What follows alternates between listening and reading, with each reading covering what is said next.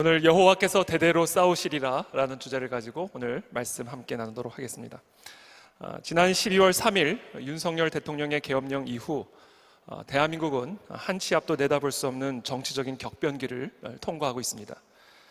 우여곡절 끝에 윤 대통령은 결국 헌법재판소의 탄핵 결정으로 파면이 되었고, 이제 우리는 앞으로 5년간 대한민국을 이끌어가게 될 새로운 지도자의 탄생을 눈앞에 두고 있습니다. 하나님은 과연 이 민족에게 어떤 지도자를 허락해 주실까요?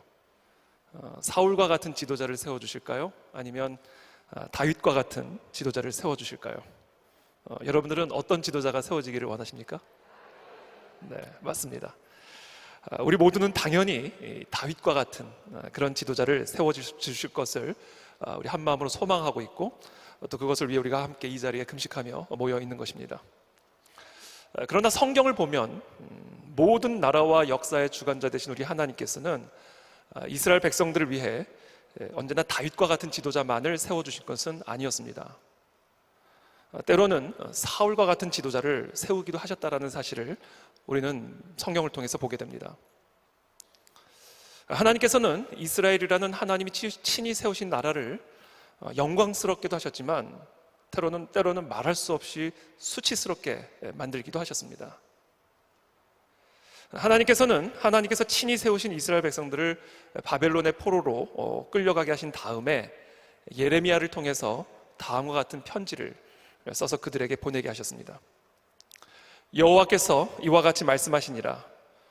바벨론에서 70년이 차면 내가 너희를 돌보고 나의 선한 말을 너희에게 성취하여 너희를 이곳으로 돌아오게 하리라. 여호와의 말씀이니라. 너희를 향한 나의 생각을 내가 아나니 평안이요 재앙이 아니니라. 너희에게 미래와 희망을 주는 것이니라. 아니, 지금 바벨론 포로로 끌려가게 하시면서, 그리고 그곳에서 70년을 살아야 한다고 하시면서 이것은 재앙이 아니야, 이것은 너에게 미래를 주기 위한 것이고 희망을 주기 위한 것이야 라고 말씀하고 계시는 것입니다. 마가복음 15장은 예수님께서 대제사장들에 의해서 결박을 당하시고 빌라도 법정에서 재판을 받으시는 장면을 기록하고 있습니다. 그리스도를 십자가에 처형하려는 선동 세력들, 그리고 그와 같은 거짓 선동 세력에 선동을 당한 수많은 대중들, 그리고 그 선동당한 대중들의 강력한 여론에 밀려 결국 불의한 판결을 내리고 마는 재판관과 정치 지도자들, 이 빌라도의 불의한 법정 재판정을 바라보고 있으면 마치 우리 민족이 처한 현실의 축소판을 보고 있는 듯합니다. 그리고 그와 같은 조국의 현실이 우리의 마음속에 절망과 또 두려움을 가져다 주는 것 역시 부인할 수 없는 사실입니다. 그러나 여러분, 우리가 반드시 기억해야 할 사실이 하나 있습니다. 그것은 이 모든 일들이 우리 주님의 주권적인 허용 안에서 우리를 위해서 일어나고 있는 일이라는 사실입니다. 왜냐하면 공중에 나는 새 한 마리도 하나님의 허용 없이는 떨어질 수가 없는 것이고, 그 새 한 마리가 떨어졌다면 그것은 우리를 위한 일이기 때문에 그렇습니다. 지금 우리가 목격하고 있는 이 땅에서 벌어지고 있는 모든 일들은 그리스도의 주권적인 허용 안에서 이루어지는 일입니다.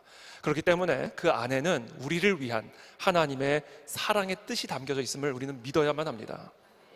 자, 그렇다면 그 뜻이 무엇일까요? 그 뜻은 부흥입니다. 부흥이란 무엇입니까? Revival, 다시 살아나는 것입니다. 죽었던 것이 다시 살아나는 것, 죽었던 인생이 다시 살아나고, 죽었던 가정이 다시 살아나고, 죽었던 교회가 다시 살아나고, 죽었던 나라가 다시 살아나는 것, 이것이 바로 부흥입니다. 저는 이 부흥이야말로 지금 이 민족이 처한 위기 가운데 담겨진 하나님의 간절한 뜻이요, 또 우리의 간절한 소망이 되어야 할 줄로 믿습니다. 그리고 그것이 우리가 지금 이 자리에 모여 금식하며 기도하고 있는 유일한 이유임을 저는 믿습니다. 예수님께서 말씀하십니다. 나를 보내신 이의 뜻은 내게 주신 자 중에 내가 하나도 잃어버리지 아니하고 마지막 날에 다시 살리는 이것이니라. 마지막 날에 다시 살리는 이것이 바로 부흥입니다. 우리 주님은 바로 이 부흥을 위해 이 땅에 오신 것이고, 마지막 때 이 부흥을 약속하고 계시는 것입니다. 그러므로 지금 이와 같은 민족적인 위기 가운데 한국 교회가 정파와 교파를 초월하여 한국 교회 전체가 한 덩어리가 되어서 생명력을 잃어가고 있는 한국 교회와 대한민국 가운데 진정한 부흥이 임하기를 간절하게 소망해야 할 줄로 믿습니다. 교회사를 보면 부흥은 언제나 도덕적으로 쇠퇴하고 또 민족이 순환을 당하는 시대적으로 가장 어두운 때의 시작이 되었습니다. 예외가 없습니다. 하나님께서는 중세 시대의 영적 암흑기 가운데에서 마틴 루터라고 하는 무명의 젊은 수도사를 통해 종교 개혁을 일으키셨습니다. 계몽주의가 서구 사회를 가로질러 합리주의와 세속주의를 확산시키기 시작했을 때 하나님께서는 조지 휘필드나 조나단 에드워즈와 같은 하나님의 종들을 통해 연속적인 대각성 운동을 서구 유럽 사회 가운데 허락해 주셨습니다. 조선은 1894년 청일전쟁, 1904년 러일전쟁, 1910년 한일 합방까지 19세기 말부터 연속적으로 진행된 최악의 민족적인 암흑기 속에서 1903년 원산 부흥운동, 1907년 평양 대부흥운동, 그리고 1909년 백만인 구령운동과 같은 영적 대각성 운동을 이 민족에게 허락해 주셨습니다. 한국에서 일어난 이 부흥운동은 이 민족의 희망이 되었고 고난의 시대 반세기의 일제 압박 속에서 이 민족과 사회를 이끄는 구심점이 되었습니다. 이와 같이 하나님께서는 한 나라와 민족을 흔들어 깨우시기 위해, 그리고 다시 살아나게 하시기 위해 하나님의 백성들에게 재난을 허용하시고 그 재난에 대한 응답으로서 부흥을 주셨습니다. 자, 그렇다면 지금 이와 같은 민족적인 위기 속에서 부흥과 영적 대각성을 위해 한국 교회가 해야 할 일은 무엇일까요? 지난 2000년 동안의 교회사를 우리들이 가만히 살펴보게 되면 생명력을 잃고 힘을 잃어가던 교회가 어느 날 갑자기 강력한 부흥의 시기로 돌입한 적은 단 한 번도 없었습니다. 부흥은 전적으로 하나님이 우리에게 베풀어 주시는 주권적인 역사요 선물이기는 하지만 교회사를 통해 또 성경의 기록을 통해 우리가 분명하게 확인할 수 있는 사실은 부흥은 언제나 일정한 절차와 단계가 있어 왔다는 사실입니다. 저는 오늘 간략하게 그 5가지 절차, 5가지 조건을 오늘 이 시간 여러분들과 함께 나누고자 합니다. 첫째, 이 민족 가운데 진정한 부흥 임하기를 원하십니까? 그래서 죽었던 이 나라가 다시 살아나게 되기를 원하십니까? 한국교회가 다시 살아나기를 원하십니까? 그렇다면 부흥을 간절하게 소망하셔야 됩니다. 우리가 지금 이 시기 가운데 갈망하고 소망하는 것이 많이 있지만, 그러나 그 어떤 것보다도 우리는 부흥을 갈망해야 합니다. 조나단 에드워즈의 표현을 빌리자면 부흥은 하나님의 주권적인 선물이지만 그러나 아무 곳에나 아무렇게나 임하지는 않으십니다, 이렇게 말합니다. 오직 부흥을 간절하게 소망하는 곳에 임하시는 것입니다. 그렇기 때문에 한국 교회는 지금 우리가 직면한 정치, 경제, 사회, 교회의 총체적인 위기의 유일한 해결책은 어떤 지도자가 세워지고 안 세워지고의 문제가 아니라 위로부터 내리우시는 강력한 성령의 역사, 이 영적인 대각성 외에는 다른 대안이 없음을 알고 이 땅에 부흥이 임하도록 간절하게 소망해야 하는 것입니다.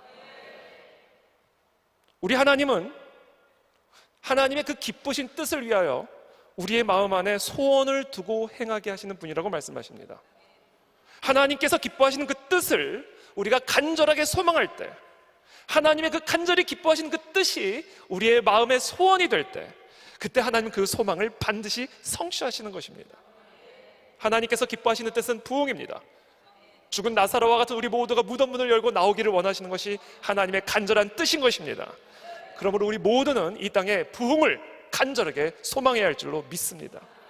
둘째, 그와 같은 부흥을 간절하게 갈망한다면 우리는 오직 기도에 전념해야 합니다.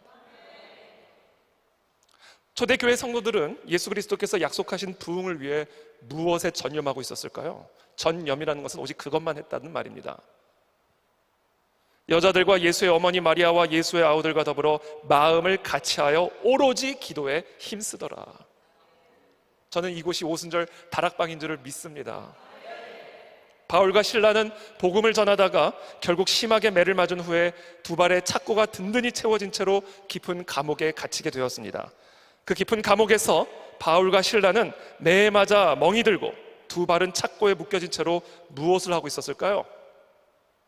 한밤중에 바울과 실라가 기도하고 하나님을 찬송함에 죄수들이 듣더라. 그러나 죄수들만이 이들의 기도와 찬송을 듣고 있었던 것은 아니었습니다. 옥터가 그들의 기도와 찬송을 듣고 있었고 감옥의 문이 그들의 기도와 찬송을 듣고 있었습니다. 죄수들의 발을 묶고 있던 착고가 그들의 기도와 찬송을 듣고 있었습니다. 그리고는 갑자기 큰 지진이 일어나면서 옥터가 움직이기 시작했고 문이 열리기 시작했으며 모든 사람의 메인 것이 다 풀어지기 시작한 것입니다. 저는 오늘 우리의 기도와 찬송을 이 나라 이 민족의 땅이 듣고 있음을 믿습니다. 이제 이 땅이 흔들리게 될 줄을 믿습니다. 우리들의 마음에 영적인 지진이 일어나게 될 줄을 믿습니다. 오로지 기도에 전념할 때 그와 같은 영적인 지진이 이 나라 이 민족 가운데 임하게 되는 것입니다.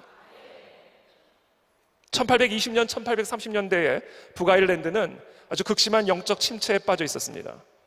당시 북아일랜드 장로교회는 아리우스주의라는 이단 교리를 신봉했습니다.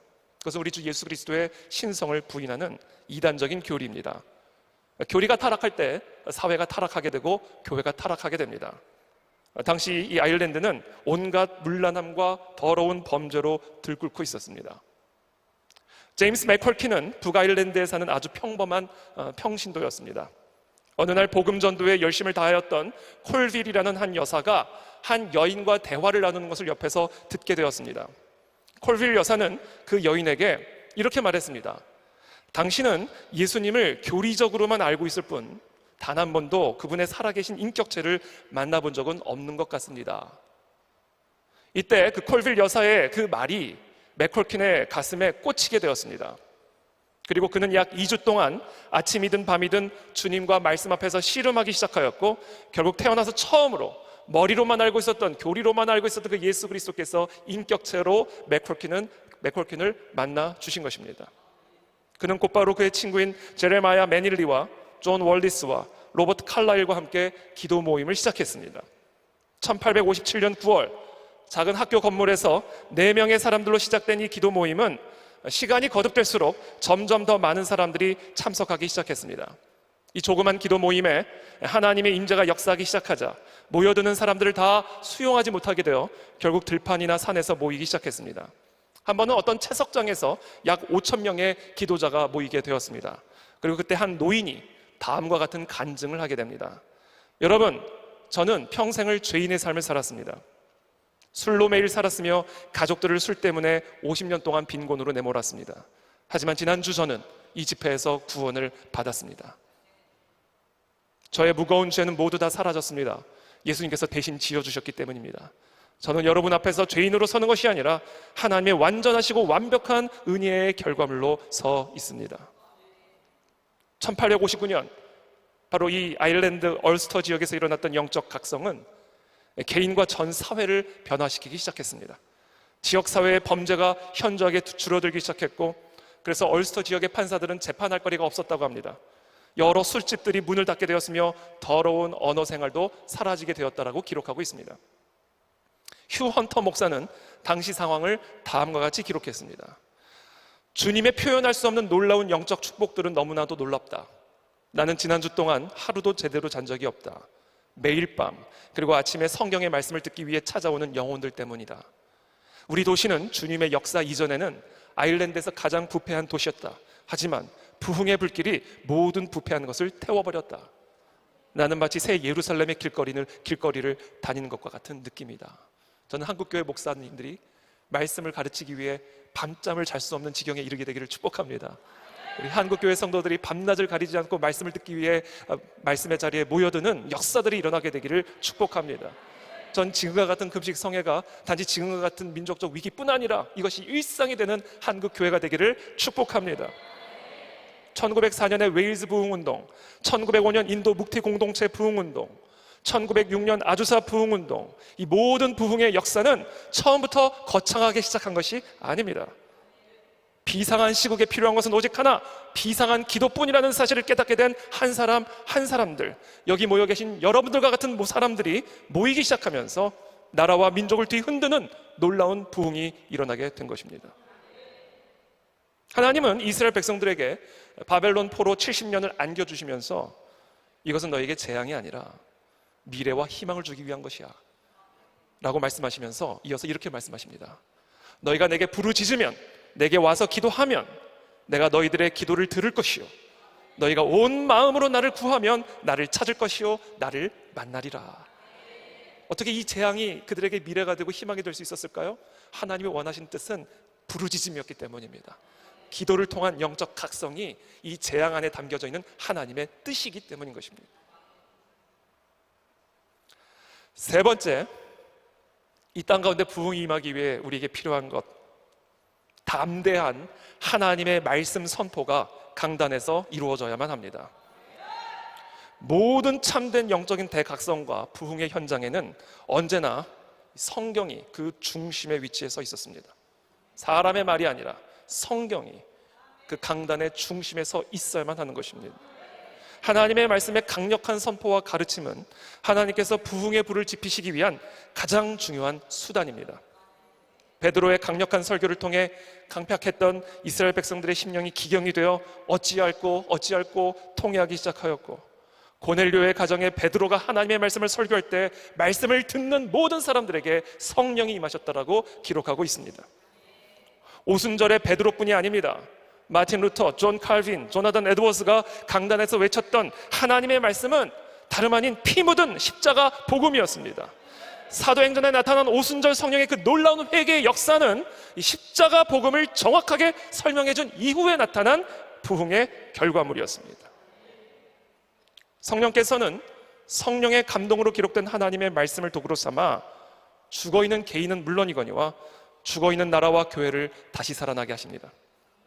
담대한 하나님의 말씀 선포 없이는 교회가 이 세상을 뒤덮고 있는 이 거짓의 영, 음란의 영, 공산주의 영과 확고하게 맞서 싸울 수가 없습니다.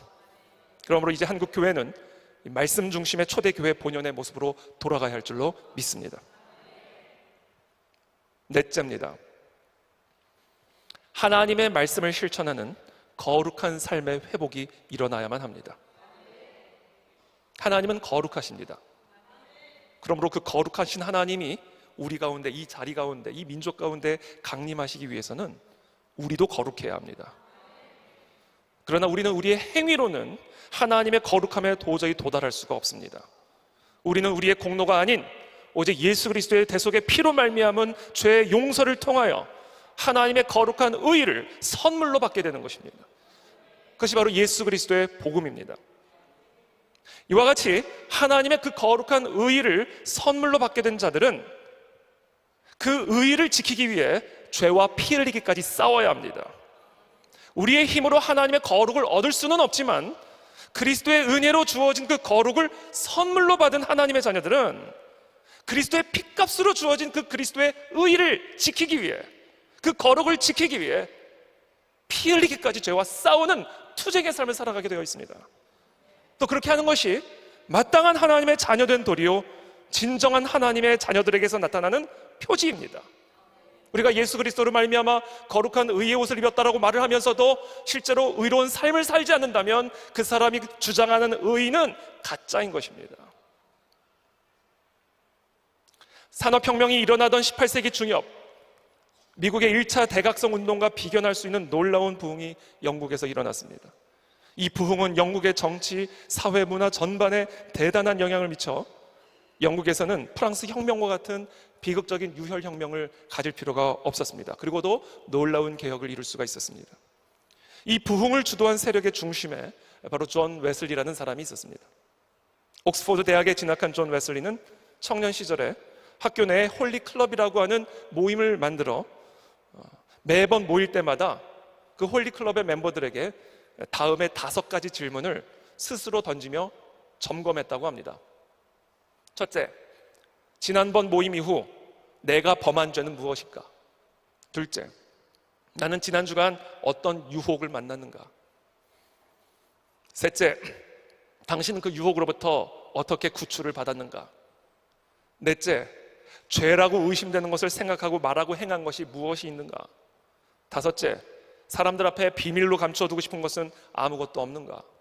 이 5가지 질문을 매번 모일 때마다 스스로 점검하여 그리스도의 보혈의 핏값으로 거저 얻은 그 의의 선물을 얼마나 우리가 피 흘리며 지키고 있는지를 점검했다라고 합니다. 나라가 똑바르게 세워지려면 우리들부터 똑바르게 살아야 합니다. 그리스도인들이 하나님의 말씀의 토대 위에서 그 말씀을 따라 똑바르게 살아갈 때 그때 비로소 이 땅에 무너진 성벽의 기초들이 다시 세워지게 될 것이고 그동안 감추어져 있던 하나님의 영광의 얼굴의 빛이 이 민족 가운데 비춰질 줄을 믿습니다. 다섯 번째입니다. 성경적 세계관 교육을 통한 국민 계몽 운동이 일어나야 합니다.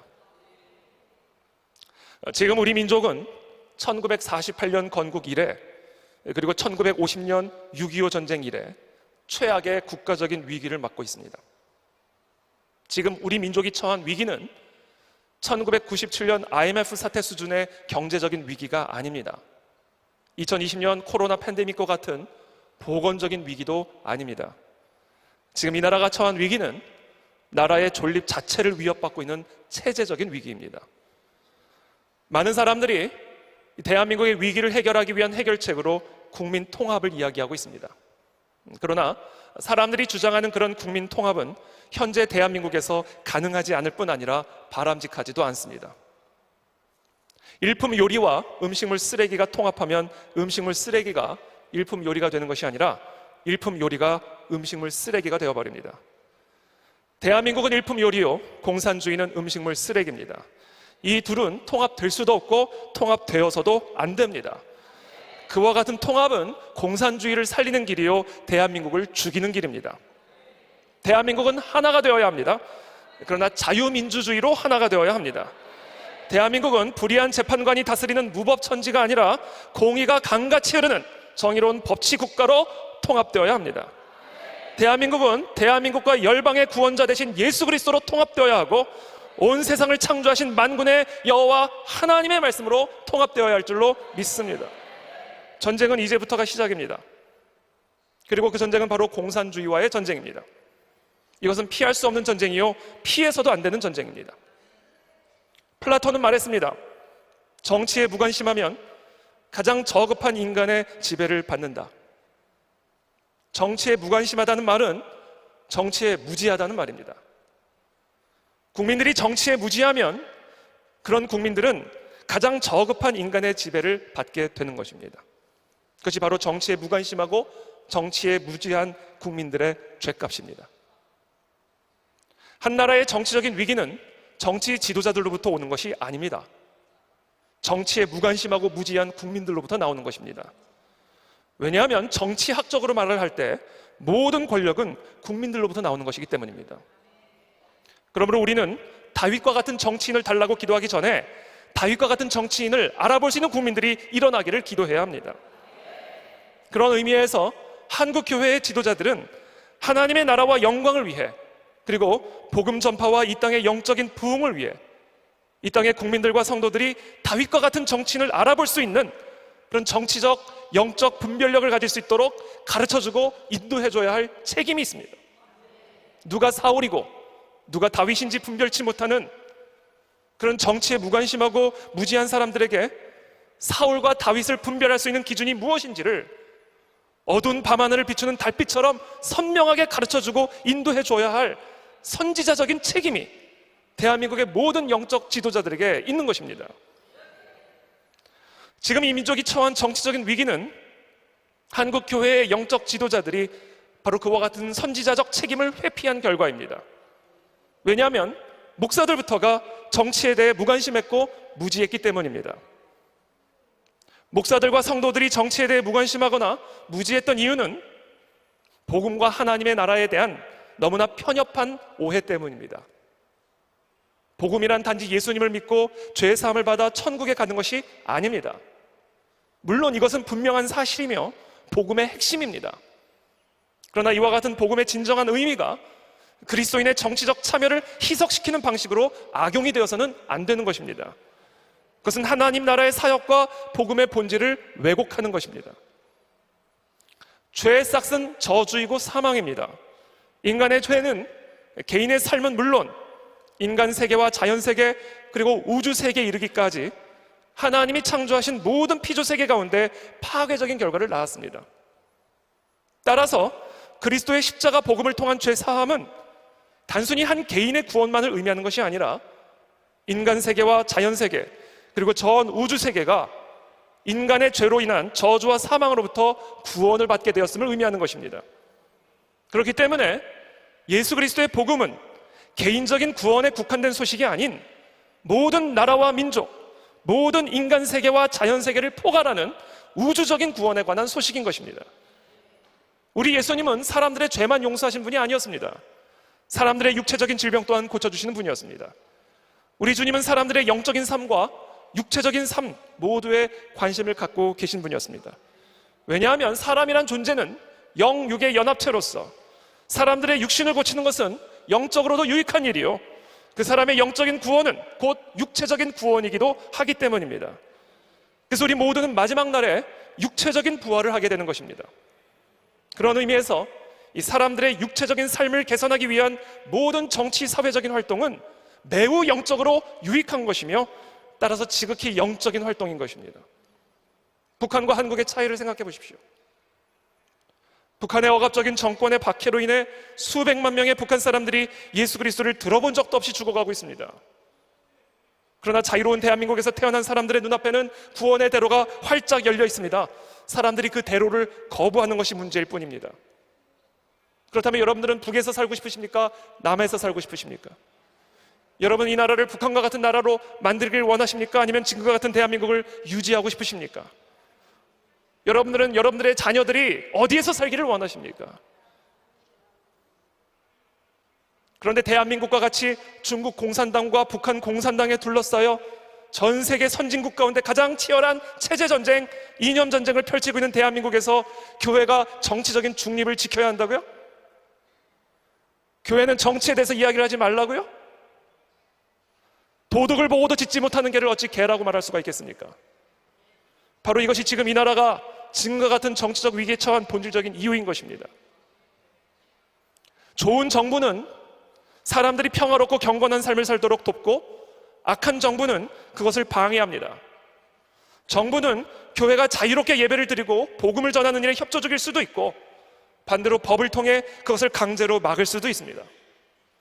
정부는 살인자와 도둑, 음주운전자와 아동 착취자, 마약 사범들을 막아줄 수도 있고, 아니면 그들이 사회를 위협하고 생명을 파괴하도록 허용할 수도 있습니다.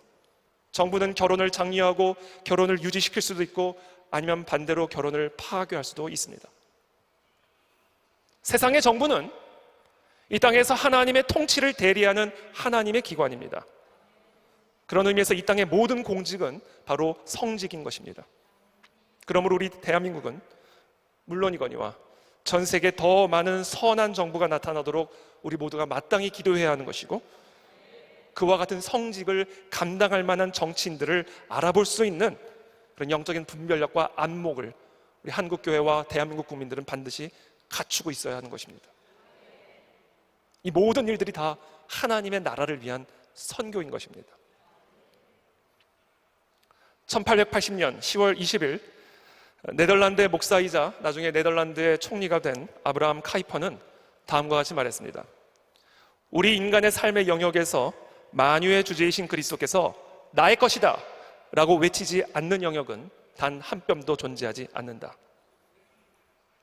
그리스도인은 세상의 소금이고 세상의 빛입니다. 그러므로 교회가 그리스도인이 이 세상 속에서 영향력을 행사하지 않고 그냥 내버려둬야 할 그런 영역은 단 한 뼘도 존재하지 않습니다. 당연히 정치 영역도 예외가 아닙니다. 그러나 우리는 그동안 너무 오랫동안 정치 영역을 간과해왔습니다. 교회에서는 정치 이야기하는 거 아니야, 교회는 중립을 지켜야 해 라는 식의 가스라이팅을 당한 결과입니다. 그와 같은 거짓말에 속아 넘어간 교회가 이 중요한 정치 영역에 대해 침묵하는 틈을 타고 들어와 결국 사탄 마귀가 이 중요한 정치 영역을 완전히 집어삼키게 되었습니다. 지금 한국 사회와 한국 교회는 그와 같은 마귀의 역습을 당하고 있는 중인 것입니다.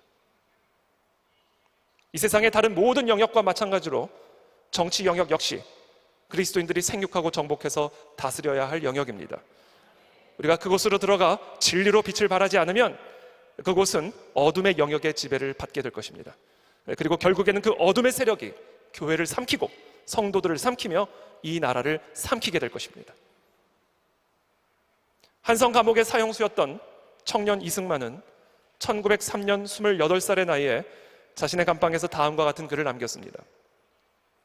정치는 항상 교회의 본의로서 딸려 나오는 고로 교회에서 감화한 사람이 많이 생길수록 정치의 근본이 스스로 바로 잡히나니 이 같은 교화로서 나라를 변혁하는 것이 제일 순편하고 순리된 바로다. 이것을 생각하지 않고 다만 정치만 고치고자 하면 정치를 바로잡을 만한 사람도 없으려니와 설령 우연히 바로잡는다 할지라도 썩은 백성 위에 맑은 정부가 어찌 일을 할 수 있으리요. 반드시 백성을 감화시켜 새 사람이 되게 한 후에야 정부가 스스로 맑아질지니 이 어찌 교회가 정부의 근원이 아니리요. 그렇습니다. 정부의 근원은 교회입니다. 정치의 새로운 물줄기는 오직 그리스도의 몸된 교회로부터 나올 수 있는 것입니다.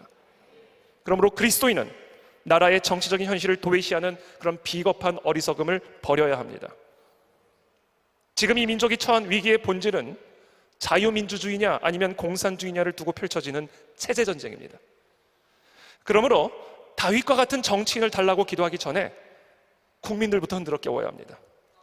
내 남편과 내 아내를 흔들어 깨워야 하고, 내 자녀와 내 부모를 흔들어 깨워야 하고, 우리 교회 목사들과 우리 교회 성도들을 흔들어 깨워 정치적인 무관심과 무지로부터 벗어날 수 있도록 그들을 계몽시켜야 합니다.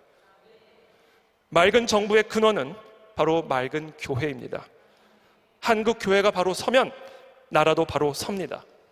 한국 교회로부터 대한민국 정치의 새로운 물줄기가 흘러나오게 될 줄을 믿습니다. 오늘 우리가 함께 읽은 출애굽기 17장 8절부터 16절의 말씀은 우리가 너무나 잘 아는 말씀입니다. 아말렉 군대와 이스라엘의 군대가 서로 전쟁하는 가운데 여호수아와 그가 이끄는 군대들은 아말렉과 전투를 벌이고 있고, 그때 모세와 아론과 훌은 산 꼭대기 위에 올라가서 두 손을 들고 기도합니다. 그때 모세가 팔이 아파서 팔을 내리기 시작하면 아말렉 군대가 힘을 얻어 여호수아와 군대를 이기기 시작하였고, 팔을 올리면 다시 여호수아의 군대가 힘을 얻어 아말렉과의 전쟁에서 이기게 되는 것을 보게 됩니다. 그러자 아론과 훌이 옆에서 모세의 팔을 붙잡아 모세의 팔이 내려오지 않도록, 해가 지도록 팔을 들고 서 있을 수 있도록 함께 그 자리에 서 있는 모습을 오늘 기록하고 있습니다. 그리고 결국 여호수아의 군대가 아말렉 군대를 크게 무찌르고 승리를 거두게 됩니다. 그리고는 여호와께서 모세에게 말씀하십니다. 이것을 책에 기록하여 기념하게 하고 여호수아의 귀에 외워 들리라. 내가 아말렉을 없이하여 천하에서 기억도 못하게 하리라. 저는 이 땅의 공산주의의 세력을 기억도 못하게 사라지게 하실 줄을 믿습니다. 공산주의와의 싸움에서 한국교회는 절대로 질 수가 없습니다. 하나님은 절대로 지실 수가 없습니다. 우리가 해야 할 일은 하나입니다. 모세와 아론과 훌처럼 두 팔을 향하여 하나님만을 전심으로 구하면 하나님은 온 땅에서 전심으로 자기를 향하는 자를 두루 감찰하사 반드시 이 땅에 능력을 베풀어 주실 줄을 믿습니다. 공산주의와의 싸움에서 반드시 이기게 하실 줄을 믿습니다. 모세가 제단을 쌓고 그 이름을 여호와 니시라 하고 이르되 여호와께서 맹세하기를 여호와가 아말렉과 더불어 대대로 영원토록 싸우시리라 하셨다 하리라. 말씀을 맺겠습니다. 조나단 에드워스를 비롯한 미국의 영적 지도자들을 통해 촉발된 제1차 영적 대각성운동은 미국의 독립과 건국의 정신적인 틀을 제공했습니다. 그래서 이 1차 영적 대각성이 없었다면 어쩌면 미국의 그 독립, 그 건국의 정신 안에는 이 성경적인 사상이 아마 들어갈 수 없었을 것입니다. 얼마나 이 영적 대각성이 미국 국민들의 사상과 생각들을 개조하였든지 정치 지도자들이 새로운 나라를 건국할 때 그 건국 이념과 그 건국 정신을 바로 이 하나님의 말씀을 토대로 세우게 된 것입니다. 1907년 평양 대부흥운동은 마른 뼈와 같이 죽어있던 조선 사람들을 하나님의 군대로 일으켜 유교 체제에 기반한 조선시대를 끝장내고 자유민주주의 체제에 기반한 대한민국을 탄생시키는 국가혁명의 정신적, 정치적 원동력이 되었습니다. 우리나라 재헌국회 이윤영 목사님께서 기도로 이 나라를 시작할 수 있었던 것은 우연이 아닙니다. 복음으로 다시 태어난 이 땅의 교회가 건국혁명의 주역이 되었던 것입니다. 이제 한국교회는 분단된 조국의 통일혁명의 주역이 되어야 할 줄로 믿습니다. 그리고 그와 같은 주역이 될 차례입니다. 그리고 그와 같은 통일혁명이 일어나기 위해서는 먼저 강력한 영적 각성이 이 나라 민족을 덮어주셔야 할 줄로 믿습니다. 지금 이 민족이 처한 위기 안에는 바로 그와 같은 하나님의 위대한 놀라운 이 민족을 향한 미래와 소망의 뜻이 담겨져 있는 것입니다. 그러므로 우리 모든 한국교회와 우리 성도들이 이 자리에 모이는 우리 모두가 모세가 되고 아론이 되고 훌이 되어 이 땅에 영적 각성과 부흥이 임하는 그날까지 기도하기를 쉬는 죄를 범하지 않게 되기를 예수 그리스도 이름으로 축복합니다. 기도하겠습니다. 이 시간 함께 기도하며 나아갈 때 살아계신 하나님, 이 나라 민족 가운데 다시 한번 놀라운 영적 각성이 일어나게 되기를 기도합니다. 1차 각성 운동처럼 1907년 평양 대부흥운동 때와 같은 하나님의 놀라운 영적 각성이 이 땅 가운데 일어나게 도와 주시옵소서. 우리 한국교회 전체가 교파와 정파를 초월하여 한 덩어리가 되어 이 땅에 부흥이 임하기를 간절하게 소망하게 하여 주시옵소서. 하나님, 부흥을 허락하여 주시옵소서. 사방에서 성령의 생기가 불어와 마른 뼈와 같은 한국교회가 하나님의 군대로 일어나게 하여 주시옵소서. 주여 한번 부르짖고 기도하며 나가겠습니다. 주여!